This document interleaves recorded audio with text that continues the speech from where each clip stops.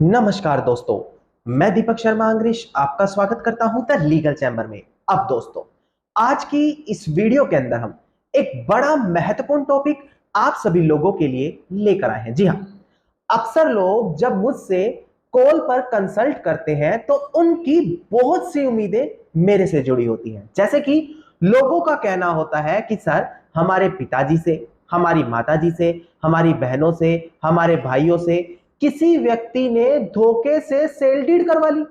अब हमें तो इस चीज की जानकारी नहीं थी, और अब हमें इस चीज की जानकारी हुई तो कैसे हम उस सेल डीड को कैंसिल करवाते हुए अपनी संपत्ति को वापस पा सकते हैं। अब देखिए दोस्तों, यह क्वेश्चन बहुत बड़ा है, क्योंकि अक्सर लोग कहते हैं कि हमसे धोखे से पावर ऑफ अटॉर्नी बनवा ली गई।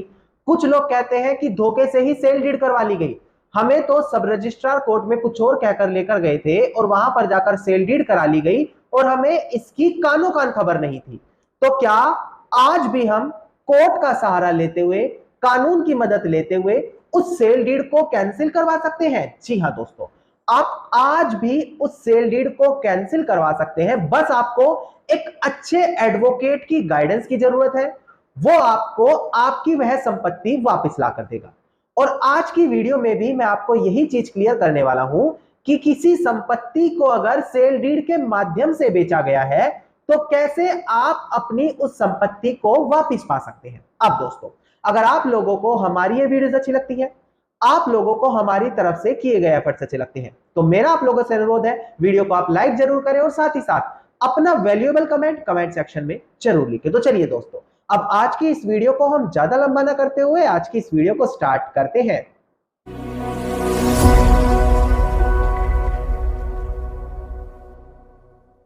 अब दोस्तों, अक्सर ऐसी कुछ सिचुएशंस हो जाती हैं जहां पर धोखे से सेल डीड करवाई जाती है। या तो वह व्यक्ति ज्यादा पढ़ा लिखा हुआ नहीं होता, या तो उसको कानून के बारे में जागरूकता नहीं होती, या फिर उससे कोई पावर ऑफ अटॉर्नी बनवा ली जाती है, उसके बाद धोखे से सेल डीड करवाई जाती है।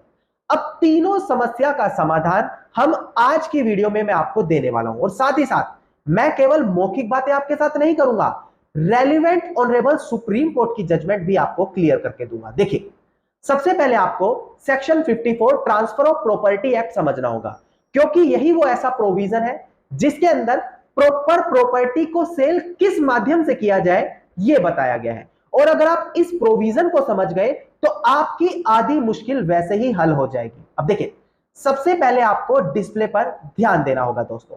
अब देखिएगा, डिस्प्ले पर आपको सेक्शन 54 सेल दिखाई दे रहा होगा। यहां पर सेल को डिफाइन किया गया है। देखिएगा, सेल ओनरशिप को ट्रांसफर करना होता है, यानी कि जिसके बदले में हम मालिकाना ट्रांसफर कर सकते हैं। कब किया जाता है, किसके बदले में किया जा सकता है, यहां पर ध्यान दें।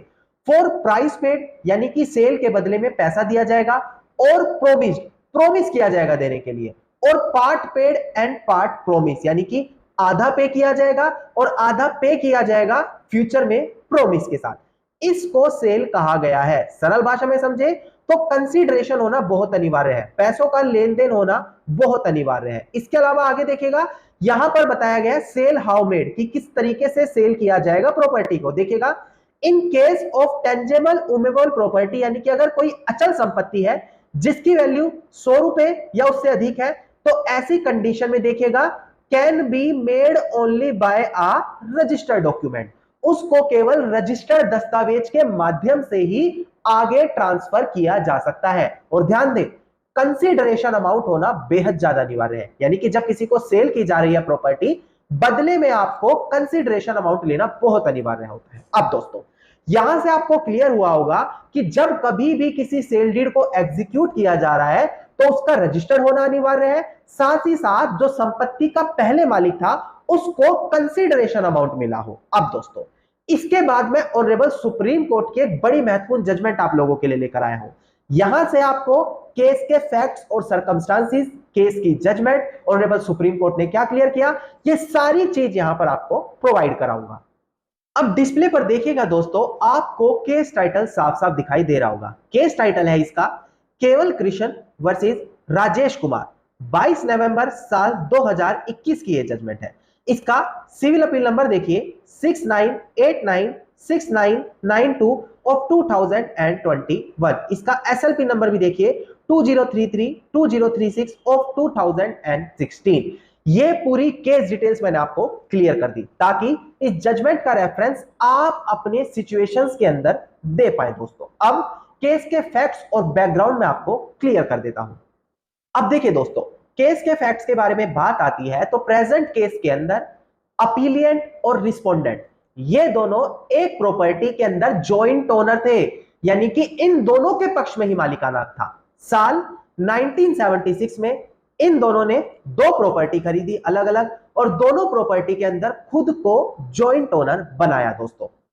इसके बाद दोस्तों यहां पर साल 1980 में केवल कृष्ण यानी कि जो प्रेजेंट केस में अपीलिएंट है उसने सुदर्शन कुमार के पक्ष में एक पावर ऑफ अटॉर्नी एग्जीक्यूट करके दे दी उन दोनों प्रॉपर्टी के संबंध में, क्योंकि उसका समझना था कि प्रॉपर्टी की मेंटेनेंस वेलबींग यहां पर सुदर्शन कुमार अच्छे से कर पाएगा, मैं यहां पर प्रेजेंट नहीं रह पाता हूं, तो अपीलिएंट ने power of attorney Sudarshan Kumar के पक्ष में दे दी। अब देखिए सुदर्शन कुमार ने क्या किया, साल 1981 में पहली प्रॉपर्टी को जो हाफ शेयर यहां पर अपीलिएंट यानी कि केवल कृष्ण के पक्ष में था उसको पावर ऑफ अटॉर्नी का इस्तेमाल करते हुए अपने दो माइनर सन के पक्ष में सेल डीड बना दी। जी हां, उस पावर ऑफ अटॉर्नी का इस्तेमाल करते हुए एक सेल डीड करी जहां पर केवल कृष्ण का हिस्सा सुदर्शन कुमार ने अपने दो माइनर बच्चों के पक्ष में कर दिया जिनकी उम्र 18 वर्ष से कम थी।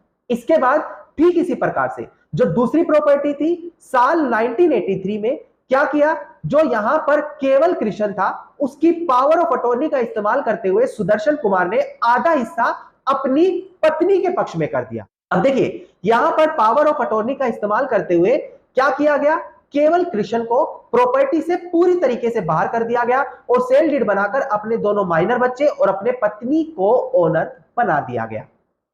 अब देखिए दोस्तों यहां पर जैसे ही केवल कृष्ण को इस बारे में जानकारी हुई तो साल 1983 में ट्रायल कोर्ट के सामने एक सूट दाखिल किया गया जहां पर यही चीज कही गई कि पावर ऑफ अटॉर्नी बिना किसी परमिशन से यहां पर सेल डीड एग्जीक्यूट की गई और अपनी पत्नी और बच्चे के हित में प्रॉपर्टी दे दी गई। अब ट्रायल कोर्ट ने यहां पर फैसला सुदर्शन कुमार के पक्ष में दिया।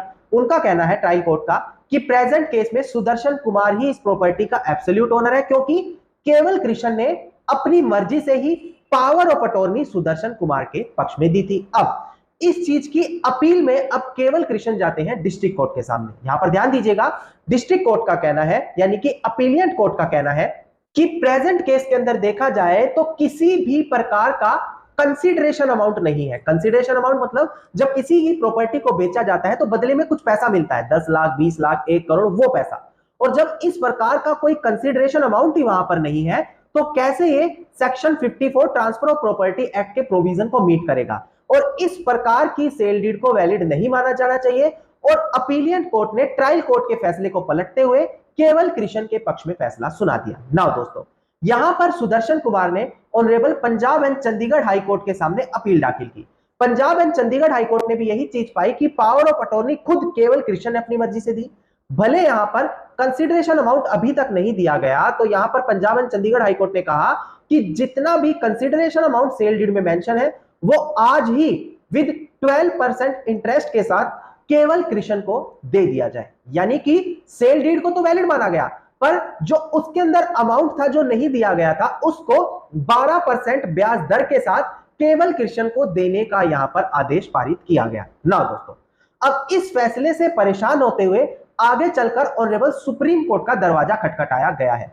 अब ऑनरेबल सुप्रीम कोर्ट के सामने यही क्वेश्चन आता है कि क्या अगर एक सेल डीड एग्जीक्यूट हुई है जिसके अंदर कोई कंसीडरेशन अमाउंट नहीं है तो क्या वो सेल डीड वैलिड मानी जाएगी या फिर आज भी उसको इंटरेस्ट अमाउंट के साथ वापस उस व्यक्ति को दिया जा सकता है और सेल डीड को वैलिड माना जा सकता है। अब देखिए दोस्तों यहां पर ऑनरेबल सुप्रीम कोर्ट ने section 54 transfer of property act के प्रोविजन का रेफरेंस दिया जो मैंने वीडियो की स्टार्टिंग में डिस्कस किया। वहां पर साफ तरीके से निर्धारित है कि अगर कोई प्रॉपर्टी जिसकी वैल्यू 100 रुपए या उससे अधिक है तो उसको रजिस्टर्ड होना अनिवार्य है। इसके अलावा अगर किसी प्रॉपर्टी को सेल किया जा रहा है तो कंसीडरेशन अमाउंट या तो आधा पे किया गया हो या फ्यूचर में आधा पे करने का प्रॉमिस किया गया हो या पूरा का पूरा उसी समय पे किया गया हो। और अगर प्रेजेंट केस को हम देखते हैं तो यहां पर कोई भी कंसीडरेशन अमाउंट अभी तक पे नहीं किया गया। जो बड़ा क्वेश्चन अराइज करता है कोर्ट के सामने कि किस तरीके से इस प्रकार की सेल डीड को वैलिड माना जाए। इसके अलावा भी यहां पर यही चीज फाइनलाइज की गई कि जो प्रेजेंट केस के अंदर रिस्पोंडेंट है यानी कि सुदर्शन कुमार है, जिसने पावर ऑफ अटॉर्नी का इस्तेमाल करते हुए अपनी पत्नी और 2 माइनर सन्स के पक्ष में सेल डीड कर दी, वो आज तक कोई एविडेंस ही नहीं दिखा पाया कि जो दो उसके माइनर सन्स थे, जो नाबालिग थे, उनके पास सोर्स ऑफ अर्निंग आया कहां से था। इसके अलावा जो उसकी हाउसवाइफ थी, उसके पास ये पैसा कहां से आया जो उसने ये प्रॉपर्टी खरीद ली। बेसिकली दोस्तों यहां पर वो एविडेंस दिखा ही नहीं पा रहा था कि प्रॉपर्टी खरीदने के लिए जो पैसा रिक्वायरमेंट होती है, जो कंसीडरेशन अमाउंट होता है, वो उसके पास आया कहां से, यानी कि उनकी पत्नी और उनके बच्चों के पास। और जब ये एविडेंस ही वो यहां पर नहीं दिखा पा रहा था तो ये चीज मानी ही नहीं जाएगी कि उस सेल डीड के बदले में कोई कंसीडरेशन अमाउंट दिया गया था। तो ऑनरेबल सुप्रीम कोर्ट ने यहां पर यही कहा कि बिना कंसीडरेशन अमाउंट के किसी भी सेल डीड को वैलिड नहीं माना जा सकता, क्योंकि section 54 transfer of property act proper provision है जहां पर सेल को डिफाइन किया गया है। अब दोस्तों इसको हम आपकी सिचुएशन से एनालाइज करते हैं।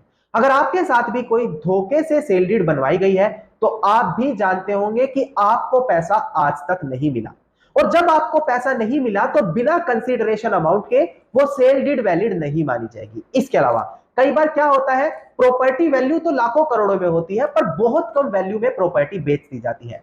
वो भी सस्पिशियस सर्कमस्टांसेस कोर्ट के सामने खड़ा करती है कि जब प्रॉपर्टी की वैल्यू इतनी थी, कोई इमरजेंसी नहीं थी, तो कैसे इतने कम अमाउंट में कोई सेल डीड एग्जीक्यूट कर सकता है। और अगर आप पढ़े लिखे नहीं है, कानून के बारे में जागरूक नहीं है या पावर ऑफ अटॉर्नी दी है, तो कोर्ट इस चीज से एनालाइज कर सकेगा कि हाँ इतने अमाउंट में कोई भी प्रॉपर्टी नहीं बेचने वाला, धोखे से यहां पर प्रॉपर्टी की सेल डीड कराई गई है। तो प्रेजेंट केस में भी ऑनरेबल सुप्रीम कोर्ट ने यही कहा कि उस सेल डीड को हम वैलिड नहीं मानेंगे और सुदर्शन कुमार और केवल कृष्ण दोनों को 50-50% का ज्वाइंट ओनर मानेंगे, और यहां पर उन वॉइड सेल डीड को यहां पर अवैध ठहरा दिया गया। दोस्तों अब दोस्तों उम्मीद करता हूं वीडियो के अंदर मिली जानकारी आप सभी लोगों के लिए बेहद ज्यादा लाभदायक साबित होगी। वीडियो के अंदर अगर मिली जानकारी आप सभी लोगों को अच्छी लगी तो वीडियो को आप लाइक, शेयर और कमेंट जरूर कीजिएगा। वीडियो से जुड़ा अगर आप लोगों का कोई भी क्वेश्चन है तो आप कमेंट सेक्शन में मुझे लिख सकते हैं। इसके अलावा अगर आप पर्सनली कंसल्टेशन यानी कि लीगल एडवाइस लेना चाहते हैं तो डिस्क्रिप्शन में आप लोगों को नंबर दिया है, उस नंबर पर आप कॉल करके अपनी कॉल बुक कराकर भी हमारे थ्रू डायरेक्टली कंसल्टेशन कर सकते हैं।